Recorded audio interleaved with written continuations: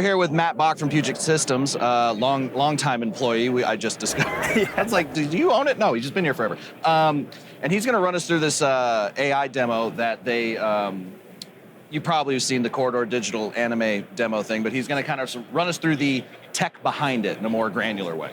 Yeah, sure. So yeah, Corridor Digital, terrific partner of ours. I love those guys, and they did this really cool, video to anime. And what they were using on the back end is Stable Diffusion. And a lot of the AI stuff, it's very Wild West. People are still figuring it out. They don't really quite know what's going on.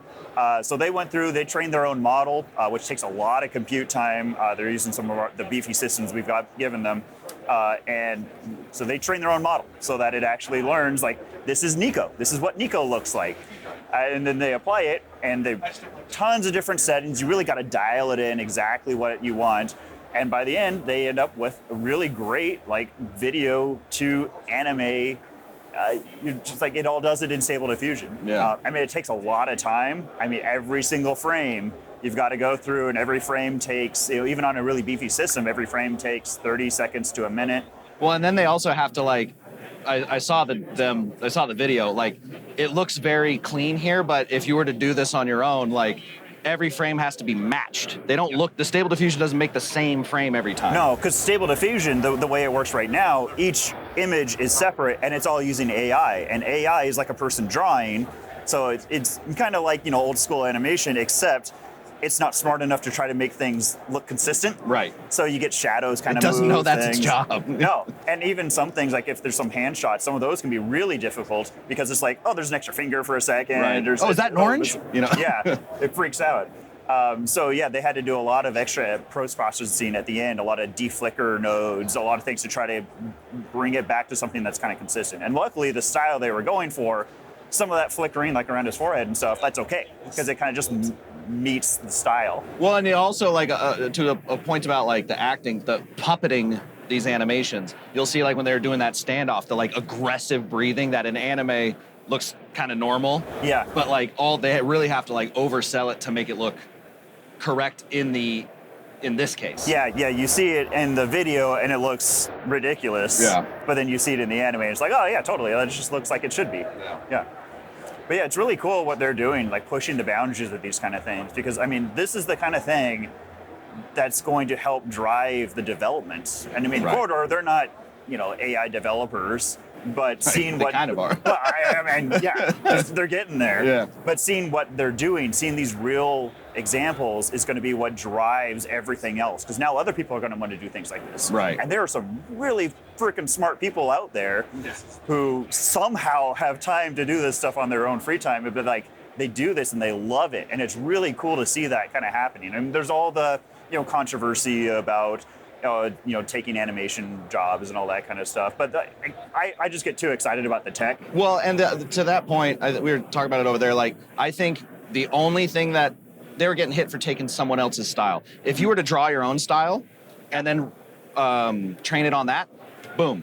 Yeah. And I made taking animators' jobs. I think if someone was doing this, they're not in a position to hire a bunch of animators anyway. Exactly. They're going to spend a bunch of money on a computer and then do it themselves over the span of a year or 2 years or something like that, as a passion project. Yeah, and that kind of passion stuff is, I think, the things that are really interesting. People who aren't making money off of something, right. They just want to make really cool stuff and put it on YouTube so they can show off, it's fan service videos and stuff. Right. They can do that. And I'm sure you remember early YouTube or when people were even hosting stuff on whatever, Daily Motion or whatever, where the Star Wars fan videos and stuff. Mm-hmm. And when After Effects finally became, we were all borrowing After Effects at that point, but there was a few companies. What was the one? Oh boy, Sony Vegas ended up buying them, I think, or that company. But anyway, the one that was, instead of having to mask and design your own lightsabers, there was a company that had muzzle flashes and lightsabers and stuff. When that technology came out, it enabled an entire generation of filmmakers to make the cool thing they wanted.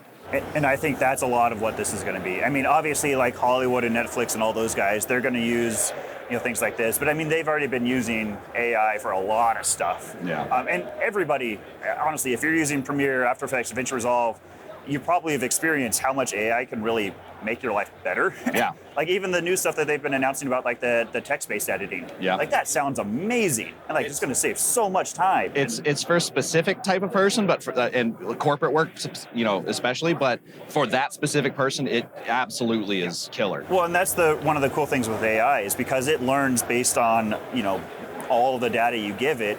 You don't have to have someone doing quite as much like programming, like to make some of those features, because it's AI based. I mean, the scary part is no one really understands how it works. Yeah. But you can make those more niche tools and utilities a lot faster than you can if you really had to program it by hand and have all of that stuff done by hand. So what kind of systems are the Corridor guys working on generally? Yeah. I'm sure there's a... Oh yeah, there's a wide range because it really comes down to the individual use cases. They have some Intel Core systems with like an RTX 4080 that's just kind of general editing, animation kind of systems. They've got a couple of really beefy systems for DaVinci Resolve because they're starting to do a lot more DaVinci Resolve. And those ones are generally dual, triple GPUs, big Threadripper Pro CPUs. And that's what they reuse for like this kind of thing because you need a lot of GPU horsepower. That's not SLI, right? They're just like... No, and Stable Diffusion won't even use multi-GPUs. It's just a single GPU. So some of that is kind of wasted performance, but one of the big things for them for like this kind of stuff is having enough VRAM. So they can't use the GeForce cards going up to the Quadros because they need 48 gigs of VRAM because a lot of, especially the training, the actual like this part, not too bad. But it's the training that just takes forever, and you got to put everything into the video card memory, and it's a lot of stuff. I still have a GTX 1070, and it's fine. I get through most work, but then if I use more than like 3 effects in Resolve that are a little stronger than other ones, it just caps the VRAM out, and I'm just like, because I think it's 4 gigs, and now everything's like 12. Minimum 8 minimum. Yeah, well, and now that people are starting to work more beyond HD, starting to want to try to do 4K timelines, 6K timelines, that's really where like there is a hard minimum for VRAM when you get raw denoiser, boom, all my VRAM gone. Yep. One thing I did want to say for people watching, and I kind of told you this earlier, is like I've name checked these guys pretty much once a week because when people talk about having problems with Premiere, a lot of times it's your drive management. So go look up their Premiere. It'll say it's from like 2016 or 2018 or something like that. And it'll say, this is out of date, but that's an automatic, it's in date. It is in date. Go look that up because it will help. I think I said this in the Adobe video too. That drive management article is key. And it's certainly saved my ass a whole bunch of times. And it keeps things organized. There's not so many files in your like project folder or anything like that. Yeah, definitely. I mean, we try to put out as many of those resources. I mean, we're always backlogged. Yeah, our to-do list only gets bigger. Which is why we haven't updated that one since then, because it's still relevant. That's fine. We'll leave it. We'll do other things. But yeah, we're always trying to put out as much as we can. I mean, obviously, one of the big things we do is like Intel launches new CPUs, new GPUs. We try to look at those as soon as we can to see all the benchmarks.